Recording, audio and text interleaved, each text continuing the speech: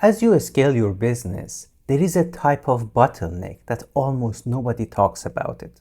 But as a COO, I dealt with it. As a business advisor, I see it all the time. And right now, I'm making the same mistake myself. But I know how to get out of it when the time is right. So let's talk about it. What I'm talking about is founder-led sales trap.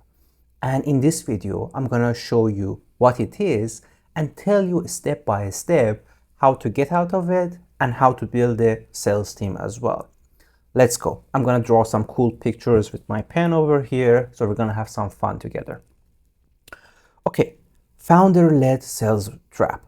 I've seen it in 6, 7, 8 figures companies as well. The founder who's chasing every lead and also trying to close a deal, doing every single negotiation on the table, even for the low ticket clients. That is something that is going to consume a lot of time from you if you try to scale your business. And at some point, you need to delegate it and give it away and build a good sales team and hire a VP of sales or head of sales so they can handle all of these things. Because most of the time, a lot of companies and entrepreneurs, they all have sales background. Let's say 80 to 90% of business owners, somehow they have some skills in terms of relationship building with people or sales skills. And because of that, they love the game. They're great at it. But you cannot be a CEO and also a great sales guy at the same time. Or you can be both, but you need to be mindful because your time is limited and also you're running a business and a team that is dependent on you. So this happens because of these reasons that I mentioned. And normally, let's say around 0 to $2 million hidden behind here. Now it's time to draw some cool stuff. 2 million, that's the time frame. After that, you need to think about hiring a VP of sales or head of sales because you have the right budget. Depending on your profit margin of your business, if you have a good profit margin of, let's say 30% at least, over here, you can afford it. You can definitely afford it, and it's going to be a commission-based type of, with this base salary and commission. I'm going to talk more about it in a little bit. So you need to hire some people who can delegate. And hiring a VP of sales or a head of sales is completely different from hiring a good sales representative or business development managers. We normally use them interchangeably. A lot of business developers are always the sales guys as well. So that position is completely different. But when you hire some people for this position, then you can step out of this game and you can focus on higher ticket clients and the clients that can bring you higher lifetime value for your business. So, and it's widely depends on the type of businesses, SaaS, fintech, service-based companies, and so on. So I'm not going to get into the details of that. But you need to look at the lifetime value of clients, which is the LTV, lifetime value. This is very important. If the lifetime value of the client is lower, you can categorize them and you put them in the different levels. Level 1, I love levels, if you watch previous videos, I love levels. This is level 2, supposed to be 2, and this is level 3. This is 0 to X, we have X to Y, and we have Y to Z. You just put a number next to it. So these are the levels of clients that you want to pick yourself to build close relationship because they have a higher lifetime value for you. And your involvement is really important to close it. The rest should go to your team if you really love the game. Ideally, all of these 3 should be handled by your team and your VP of sales. But people are different, so we leave it at that. And that's one of the reasons. Now, you want to get it solved completely. let me give you some numbers. Let's play with some numbers over here to show you. So founder-led works at 1 million, 40 to 65% of closed annual recurring revenue. And founders' conviction, product depth, we talked about it too. White breaks on a handoff, 70% see it, 20% drop in a year after year to team transition, and the process was never written down. And when to hire your first head of sales, I mentioned it already, 1 to 2, 3 million, because depending on your profit margin, you already have the money to do so. But building a sales team is a completely different game. Let me touch on that too. But depending on the industry, you need to hire different type of salespeople. If you have, for example, short sales cycle, let me write it down here so we can see. Short sales cycle. You want people who are hunters, who can go out there, who are persuasive, who are more extroverted, who are not afraid of getting rejected. And you want these people to just go there, set the appointment, close the deal, job's done. So that's the characteristic of the person you want. But let's say that you are a SaaS company and you have long sales cycle, which is completely different from the short one. And this is relationship based. Normally, let's say PSPs or banking system or in finance, normally there is no ticket value. There is no setup fee. If it's there, it's going to be very low, maybe 1 to 5,000 or 1 to 10,000. But everything else is based on usage. So the more clients they use and they have bigger transaction volume, the more money you make. And for that, you are targeting bigger clients, which is harder to close, and its sales cycles can vary, let's say, from 3 to 2+ years, right? So I've worked in this sphere myself, and I know how it is. So this is coming from my own experience. You chase people, you go through the cycles, you meet them, you meet their bosses, you find some heroes in the business, and then you try to build a relationship, and they know you, they trust you, and then they commit to a long-term contract with your company. And then we are talking about over here lifetime value that I mentioned earlier. LTV for this type of LTV for this type of people are 6 to 7 figure annually. So we are not talking about low ticket clients. This is really high LTV.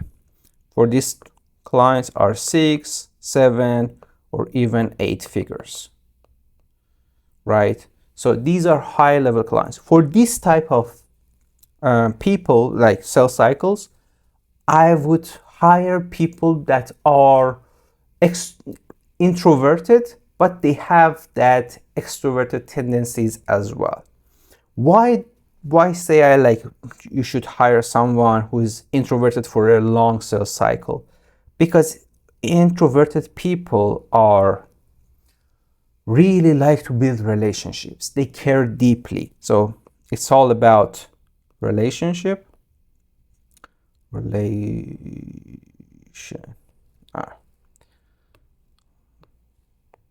it down so you can see it. It's all about relationship, care deeply,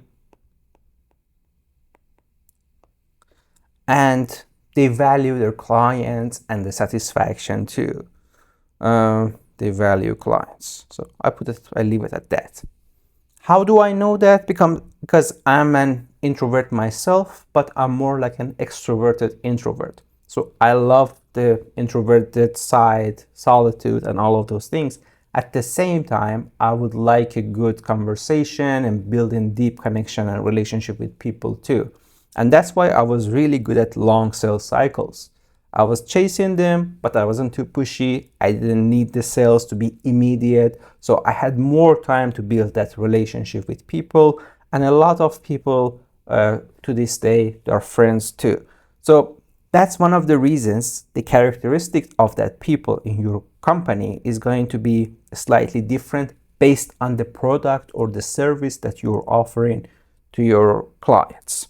Okay, now we have this one out. Once you have these numbers and so on, and you're trying to build it, one of the reasons I mentioned it earlier here that things break is because you don't delegate it. If everything is in your head, and when you onboard new salespeople, doesn't matter who they are, extrovert, introvert, and so on, you need to show them how to do the job properly.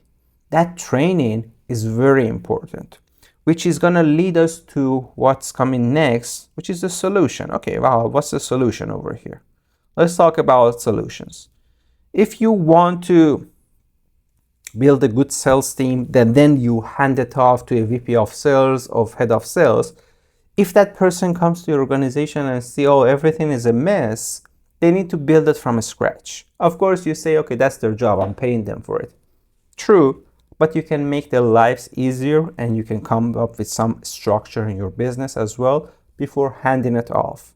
Because for some of these A players that you're looking for, and everybody on the market talks about A players are more sensitive as well because they know that they can do better. So if you want to retain these people in long term, you need to have proper structure so they know that they are working with a professional. Otherwise, you're going to lose them to competitors who are doing the job. So first thing, document your sales process. This is not a fancy thing. You have your scripts, you know how to onboard the client, you know how to negotiate the pricing, the limit of authority that you're giving to your salespeople. Document everything, the whole thing. Once you document it, then you need to train them. So what's on your mind? Document, what is it? What's on your mind? What's on your mind? That's the document. You create a document, you put all your knowledge inside the document. I created another video about how to build a SOP. That's a simple SOP that you need to create. Then you need to train them. This is hand holding. I put the hand over here too to show you. This is all about hand holding. At first, you hand hold people, you show them how to do it. Especially for those long-term sales cycle, you need to train people properly. They need to know their product by heart. It's very important. If the product is very technical, they need to know the industry, they need to know the product. And when people ask them questions, so they shouldn't go back, oh, I'm gonna go and check with my boss. That's a turn off. I jump on in a lot of sales calls as well, and people don't know their products that are selling. Sometimes I research the product in advance and I jump on a call and I'm thinking to my head that I know the product better than the person that is presenting it to me. So sometimes I ask questions on purpose, but I know the answer to that question. But I realize that they don't know their product. So train them on the product. Everybody wants to focus on the sales part of it, closing the deal. But if you know your product and if you're passionate about it, if your people are passionate about it, then they can sell it way easier. The closing part, the persuasion part comes way easier because you believe in it and you know it by heart that it's going to add value to clients. So that's the part. Hand holding, show them the ropes, go to meetings, jump on calls together, listen to their calls, try to give them advice on how to improve. This is a time-consuming part, but that's an investment. That's an investment for your business. And if you can do it right, then it's going to have a good ripple effect and you're going to build a good culture at the same time too.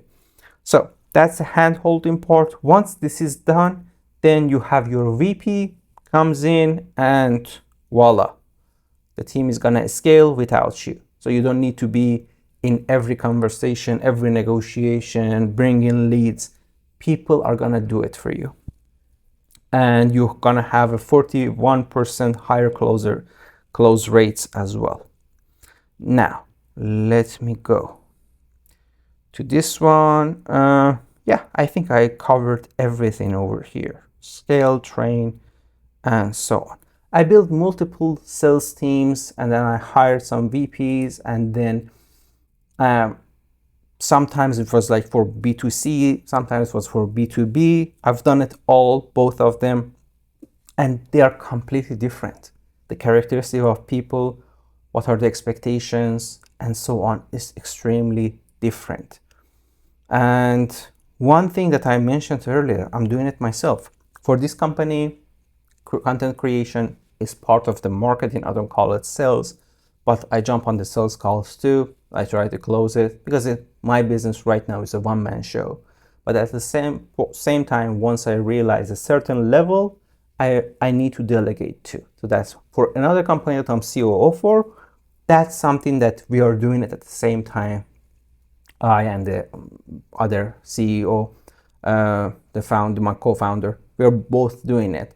We jump on the calls, we negotiate with clients, and we try to close the deal and bring on board our clients too. But we know the limit. I have all the documents ready, the processes ready. So when we hire our first salesperson, then we're just gonna hand over everything, and then we onboard them smoothly. So we train them, and then slowly scale it from there. But that's the whole point of this one. We don't want to be the bottleneck in our businesses. We want to do our best to provide value to clients, at the same time have more free time so we can focus on more strategic stuff.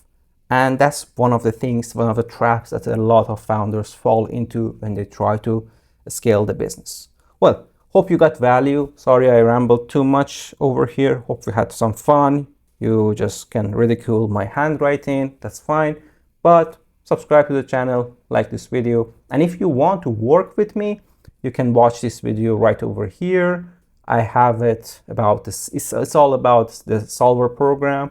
So you can check it out. And if you like it, book a call with me. We're going to have a chat. Thank you. See you in the next one.